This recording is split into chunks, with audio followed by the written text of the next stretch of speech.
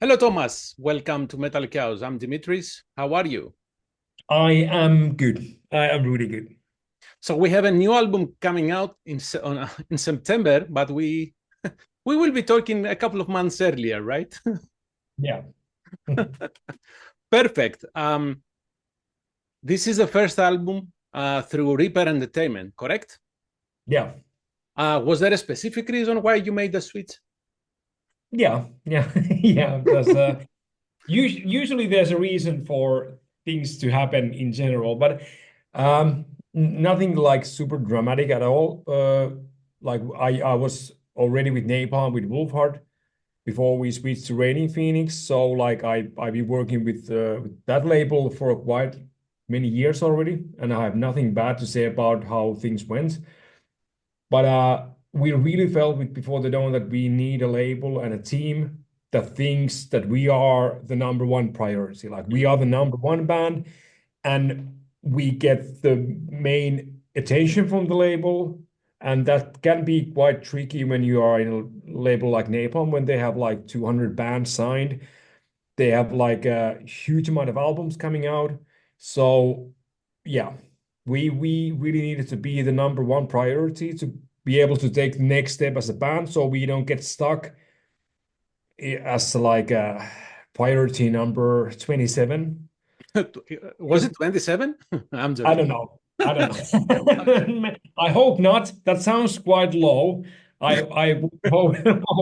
And again, Napalm did a really good job, but the whole music business is so much more difficult year by year, and labels are struggling financially. They are, of course, naturally putting more focus on the bigger bands that are guaranteed to make money. So when you are still growing band and you need the full support to be able to grow and to be able to bring more money for the label and make hopefully money for the band itself, then you need the label that will walk the extra mile for you. And that's where we need the Reaper now. So you need the Reaper. It sounds bizarre, right? Yeah, yeah. Okay. You mentioned the next step for the band, the next take the band to the next level. So Yeah. what is that in your mind? Well, when we started recording the Stormbringers 2022, uh, and we got Napalm behind us and everything, we didn't know what's going to happen. We didn't know, are we going to tour? Are we going to do festivals? Do we still have the fan base when we start playing live shows again? There was just huge amount of question marks. And now, after 2 years, when we saw that we are still in the touring market, we still have the fan base, we didn't lose the standing that we had like 12 years ago, but we are actually able to expand and grow from there. It's The next step would be that like we could do headlining tours Mm-hmm. and do like a get higher in the festival ranks. But it sounds like a small step, but it's actually a huge leap for a band to be able to like be a headliner and really like lead in the scene. So I know it's realistic. Again, we need the proper team also. It's not just the band and our music and our performance that takes us there. We need the devoted management agency and label that all have the same goal Mm. to like again walk the extra mile with us, because that's what we are also doing. Yeah, that's the next step is would be finding like reaching the headlining status. We don't need to sell out arenas. We don't need to become next Powerwolf or Sabaton. We are very realistic, Mm. but yeah, Well, that's a different discussion how a band becomes arena and what does that mean actually, yeah. because I'm digressing here, but honestly, at this age that I am, I'm bored with arena shows because those are, pre-cut. If you Mhm. see two shows of the same tour, you will see exactly the same thing. Yeah. So anyhow, that's a comment. However, if and I hopefully when Before the Dawn reaches that level, how are you gonna split your time between Wolfheart and well, Dawn of Solace are not touring, right? So it No. should be should be a happy headache to have. This was a record-breaking year for Dawn of Solace. We played 5 shows this Ooh, year, and okay. we never been this busy. But now we are done for the shows for this year, probably for the next year. So yeah, Dawn of Solace is easy. I can maneuver with Dawn of Solace in any schedule anyway. With Wolfheart Before the Dawn, we have a like a same agency for now Europe and Finland. So it's the same agency is also the management of Before the Dawn. So like basically all the schedules is me talking to one Mm, particular guy. So okay. that helps, like we can plan things like 1 year ahead in a way that it fits for every schedule, and so I don't think it will be an issue. Like I see like Markus Vanhala, he's able to juggle Insomnium, Omnium Gatherum, and Cemetery Skyline. So You mess it with can be some very done. good bands right now. Yeah, yeah. But it Some can very, be done. It's again, you need to have a really good team behind the band that understands the priorities also, right. and that the agency of Before the Dawn and Wolfheart plays a huge role because yeah, the schedules won't collide because we build the schedules in a way that it works for both bands. So this is as far as goes for touring. So when it comes to songwriting, is there any chance that Thomas gets burned out and suddenly hits a wall and cannot write more music? I guess it is. I don't know. It never happened, but That's good. I don't think I would be like I don't think the creativity would end, but Great. I know what burnout means. I had that from my day job, and that affected really badly on the songwriting also, because then when you don't get excited about anything, when you are basically on a zombie level, nothing sounds good. That's you then you don't create anymore. Nothing feels worth to create. Yeah. So like if I don't keep myself in a good shape mentally and physically, of course, I might end up in a situation where the writing doesn't make sense anymore. I don't get anything out from the music I write.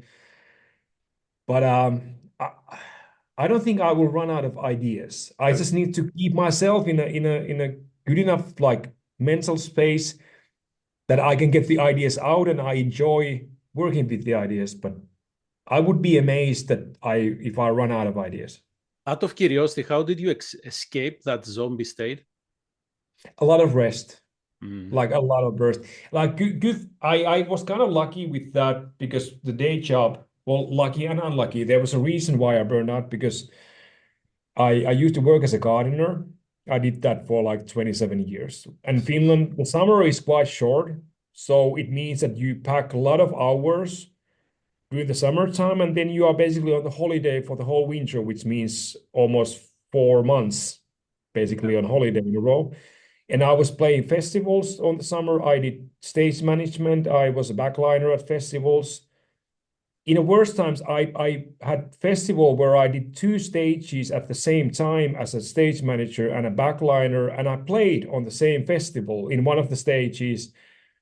And I was working the weeks between the festival with like 12 to 14 hours a day. So I had that coming. I that was all me doing stupid things to myself. But once I get over the season, I had 4 months to recover, so I could use that time. So I didn't like sabotage anything for myself. But it took months to recover and to be able to like recover from anything, like even like a very mild gym rehearsal was just like a climbing a mountain in the beginning. So it kind of like takes like a quite a big toll on your body and your mind. So More the latter in your mind is the mind is the difficult to rest because the body, hey, you can sit down, you can lie down, you can take a rest, but the yeah. mind, I don't know how you do that. Okay, how so now this is the second album with this, let's say, renewed lineup. How different or how, let's say, improved was the songwriting process with this album? Well, a lot. Everything was a lot like better and easier and smoother and more fun. And I don't mean that the previous album was difficult or there was any complications or anything like that. But of course, with Stormbringers, it was three guys that haven't been playing together for 10 years with a new singer that hasn't been in the band more than few months. So everything was just like starting again and learning to work together. Again, there was like we didn't know what's going to happen. Like it was a lot of like things were just like starting an engine. And now after 2 years, we've been doing a lot of touring. We did one EP already between here, and a lot of festivals, a lot of like shows in Finland. And so now we are highly functioning team. And also, of course, now we know even better how we get the best result out of each other's. I'm a lot more like familiar with Paavo's scale, so I could write a lot more diverse stuff for his vocals. And also, we could see that he was more comfortable in the studio. There's like he was able to bring huge amount of ideas for the vocals. And I think especially the vocal recordings were just basically enormous amount of ideas just flying back and forth in the studio. And yeah, like it was easy already on the previous album. It was just like I was actually like I'm not even like lying here, but it felt like at some point it felt too easy and too much fun. That is this gonna hurt the album? Should we suffer a little bit more? There should be obstacles in art. It should be some kind of a burden. And this is just fun. Like I don't think I ever laughed. I mean, I never been laughing so much in the studio than we did on this album. And of course, like, are we like we thought, like, are we cutting corners because it comes so easy? Did we forget something? But yeah, it was so much fun. I think it's the easiest album I've ever done. So when you say obstacles, there might have been obstacles before that. So it's not like Before the Dawn just appeared today in the studio and wrote an album, right? There has been some history.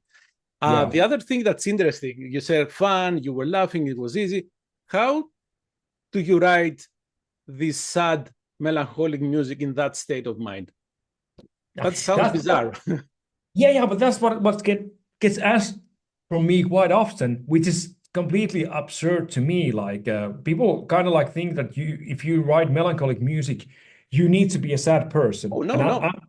I'm not saying that I don't.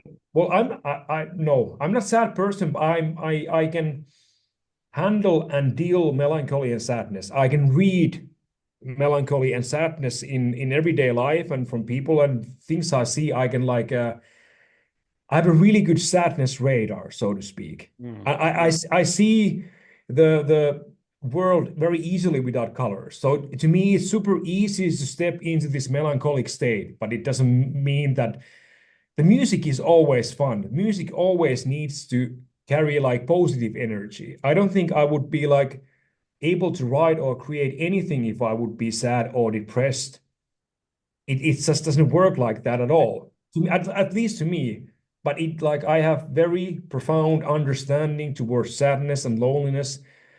But I can always turn it into resource to make music. I don't dwell in it.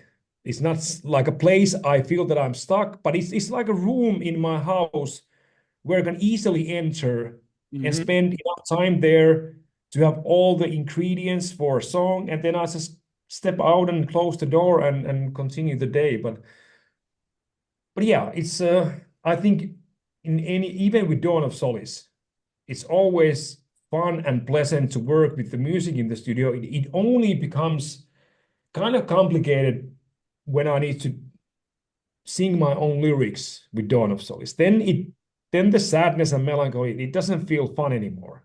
Then it kind of like cuts different way. But with Before the Dawn, I don't even do the vocals, so I can kind of like always separate myself from that. I think it only becomes real when I do the vocals. Otherwise, it's music, and music is basically the joy of my life.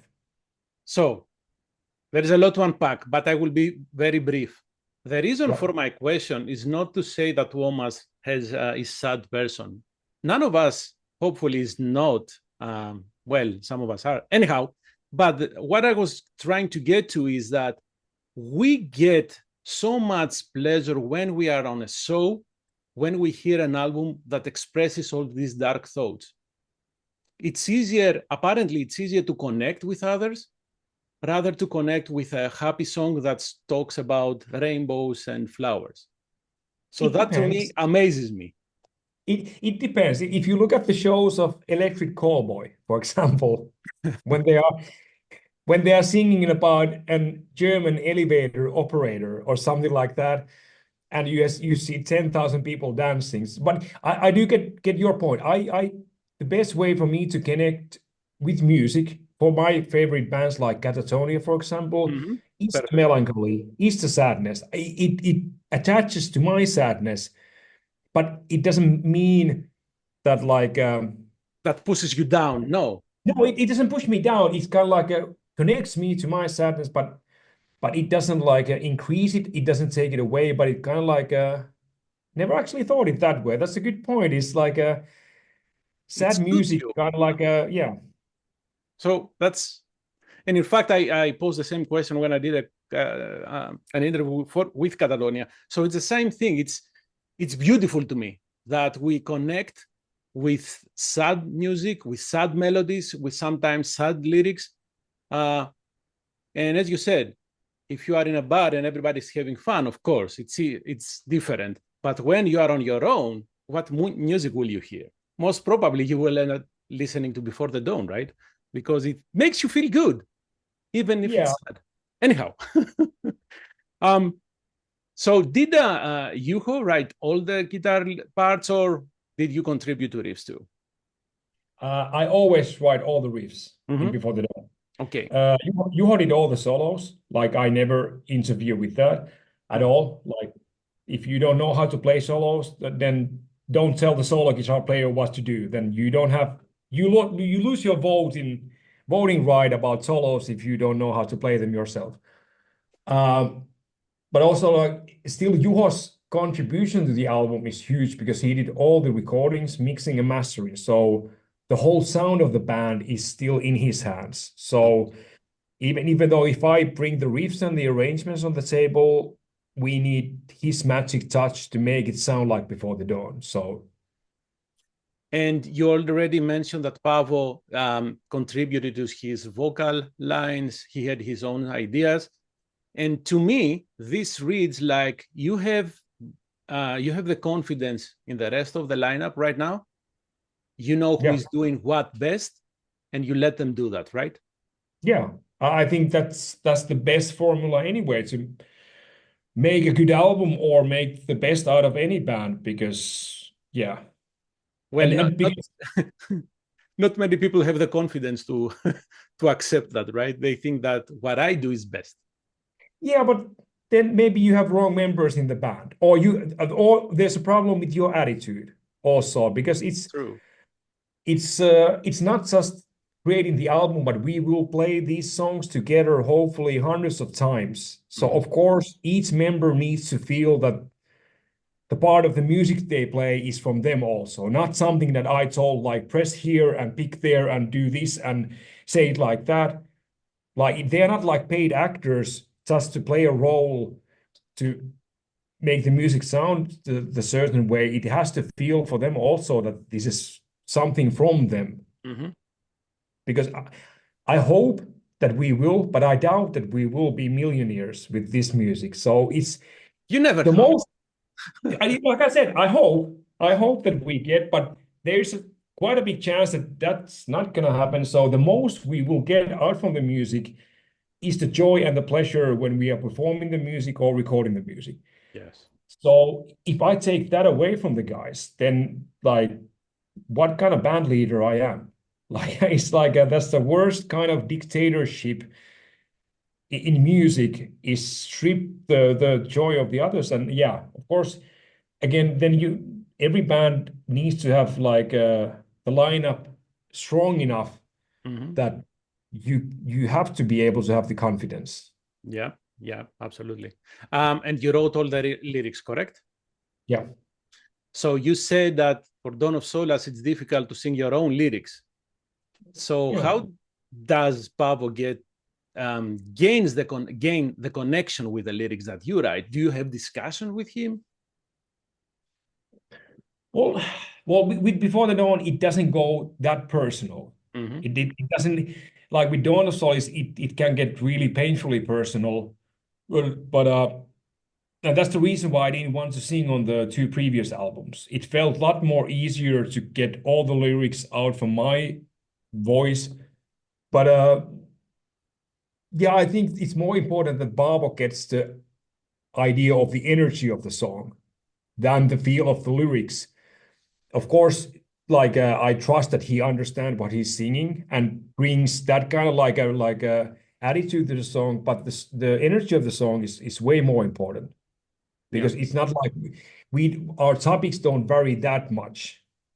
There's not like a love song in between where you need to speak the lyrics as you would do to your lover. It's not that like a big of a differences.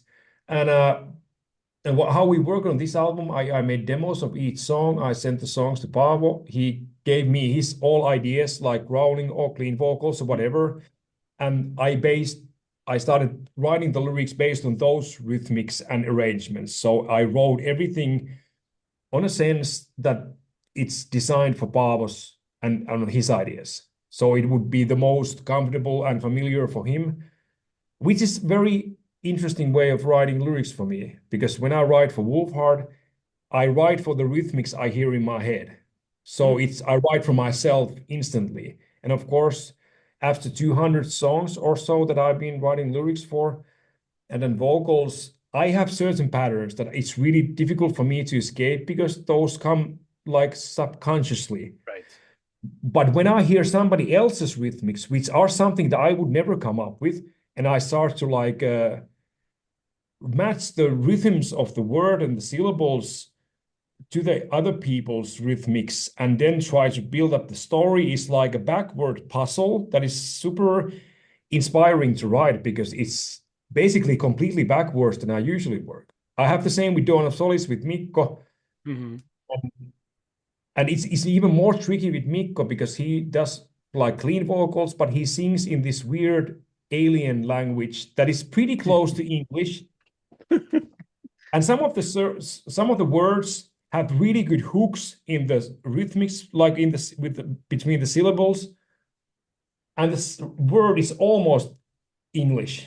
And then I have to find a similar word that matches that hook, and that word doesn't exist. So the whole lyrics might start for me finding one word with like 5 syllables where the accent is on the second one.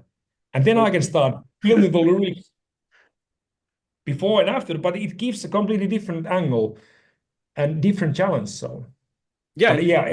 And in the case of Before the Dawn, it adds the depth that Stormbreakers may not have it because it was too early, right?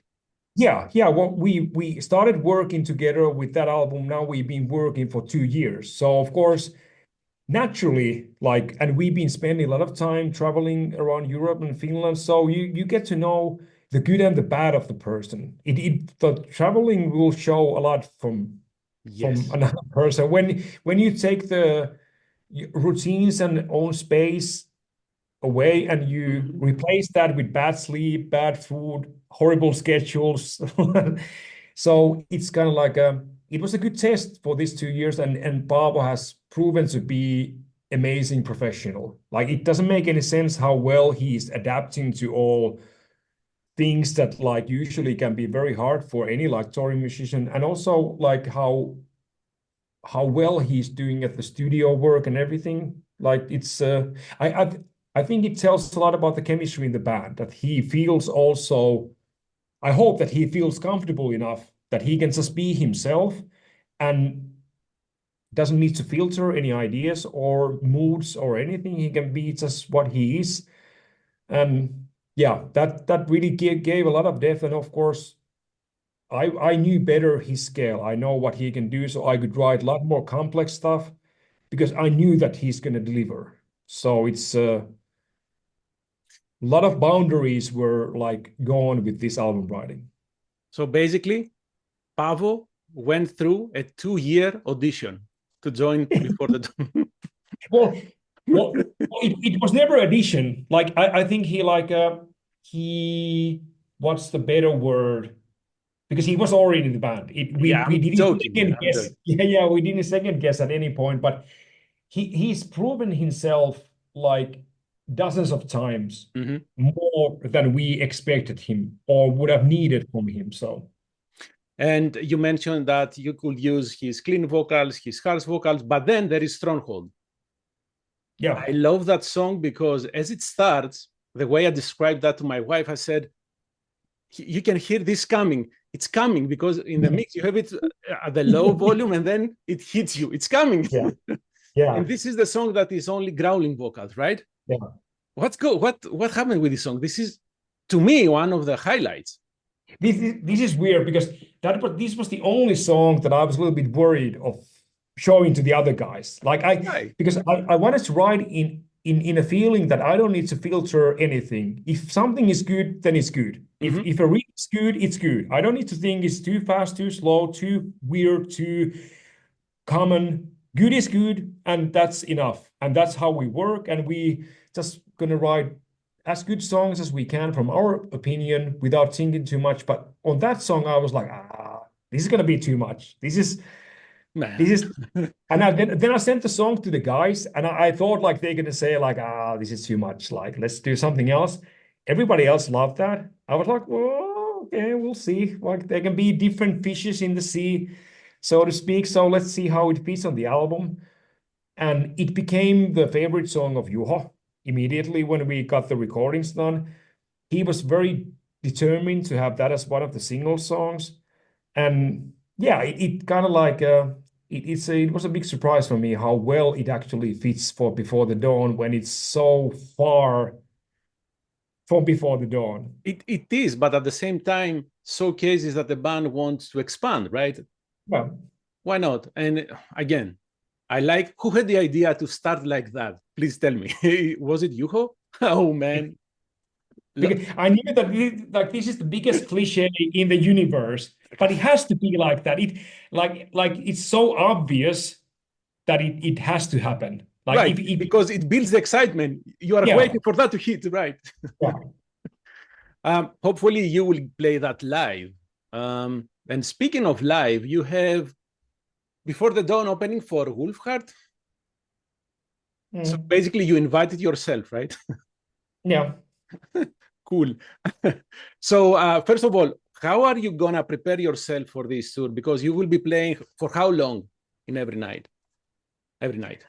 I guess I'm gonna play a bit over 2 hours per night, so it's not that massive amount. And since I get to change the instrument in between, it's again it becomes a lot easier. I don't party anyway on tours. I always try to like exercise, sleep as much as I can, which is certain challenge. But anyway, try to like keep myself in a good shape. So I don't think it's gonna be like we done this before. We did the same 2023.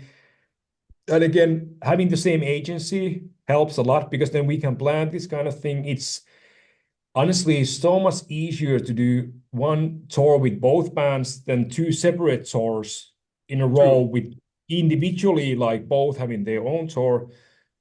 And the guys know each other really well from both bands, so it kind of like makes things super easy when it comes to like the crew and the people.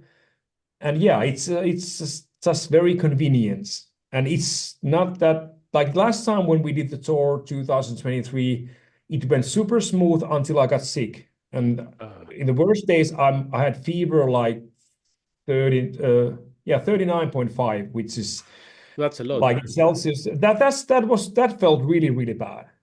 But Of course it did. otherwise, like we didn't have to cancel any shows, luckily. And you get the adrenaline when you're on the stage. That's the stage is not the problem. It's When the you get after. off the Yes. stage, then things get really, really like exotic. But I think yeah, it's a win-win for me at least. I hope And it I works. and also for Vagelis, right? Because Full House Brew Crew will Yeah, be also. yeah. Did I interrupt you? Do you want to say No, no, something? no. Okay. So of course I will ask. I know that it is challenging, but I have to ask. What about North America for Yeah. Before the Dawn or both? Well, again, like you said, it's challenging. Like it's all constantly on the planning board. Yeah. But again, it's very challenging, and like seeing what happens in North America in the politics right now, nobody knows what's the state of the country Mm-hmm. and the politics and the visas and everything next week or the week after. So Wolfhard is already confirmed to Maryland Death Fest, so we at least going to do one festival with Wolfhard. Hopefully that means that, and we are already talking with the North American agency to either do North American shows around that or the South American ones, or we do a proper North American tour like a few months after, like in early fall 2026. But Before the Dawn, it's a lot more complicated because with Wolfhard, we already have visas approved 3 times. We have a label in North America. We have so much easier way with the paperwork and Mm. bureaucracy and everything. With Before the Dawn, it comes basically starts from the From zero. zero. That becomes very risky. We would need to have a little bit more stronger like standing financially to because we when you at the moment when you plan a North American tour, you need to be able to lose 20,000 and still survive. That's the level of Wow. the risk. Like you need to have a buffer big enough that if you lose $20,000 like It will be good. this, Yeah. you will still be operational and stuff like that. So with Before the and yeah, taking the same risk with both bands, that could be a quite a lot damage personally Yes. also. Yes. Of So course. I would love to bring both as soon as possible, but it's like a quite like a swimming against the tide situation at the moment. And you said South America. What about rest of the world? Maybe Australia? We were talking about the possible Australian tour already for beginning of next year, but that probably a plan is going to get postponed. So that's with Wolfhard is on the planning board constantly. Uh, so far it looks like mainly Europe. Europe is Mhm. safe and easy. Well, we have a war in Europe, so it's not like Yeah, it used to be simple also in Europe, but at least we are able to be really busy in the European continent. Hopefully, we get to bring one of the bands or both to Asia, at least to Japan hmm during like this year. Like at least the new Before the Dawn album is gonna be released properly in Japan. That didn't happen with Napalm, so we're gonna try to open more doors there. But uh, Russia is out of the picture of course. completely. So it's every year world is tiny bit smaller, tiny bit more complicated. But Isn't it bizarre? We have the internet now. Things are easier to communicate. You can apply paperwork, but still, things are yeah, getting worse and getting difficult. I don't get that. yeah, I guess the tools are better and you can do so much more on your own. But the governments in the most of the countries in the world seems to get more crazy and Mhm. more chaotic. So it's yeah. Who knows? This is an unsolvable question, equation, so not for us. Yeah. Thomas, thank you very much. Have Please stay away from anything that has high fevers or stuff like that. Please, please stay healthy, have safe travels, and great shows, man. Thank you. Have a great rest of your day. Thank you. Bye bye.